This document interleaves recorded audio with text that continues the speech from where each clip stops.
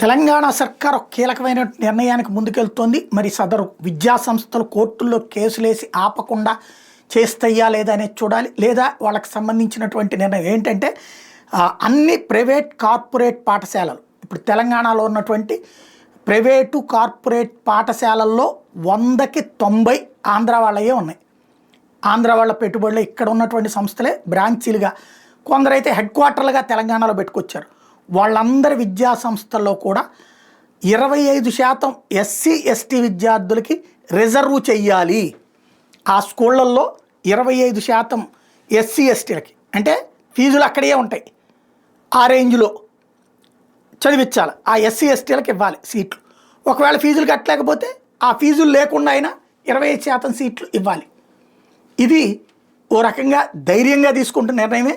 Minister Adluri Laxman చెప్తున్నటువంటి అంశం ఇది సక్సెస్ అయితే సంచలనాత్మకమైనటువంటి అంశం. కాకపోతే 25% రిజర్వేషన్ ఇవ్వడానికి మేము సిద్ధంగా ఉన్నాం. ఆ సీట్లు మనుషులు కూడా వాళ్ళనే పంపించమనండి, డబ్బులు ప్రభుత్వాన్ని కట్టమనండి అని కోర్టుకు వెళ్తే డబ్బులు వీళ్ళు కడతారా? అది తేలాలి.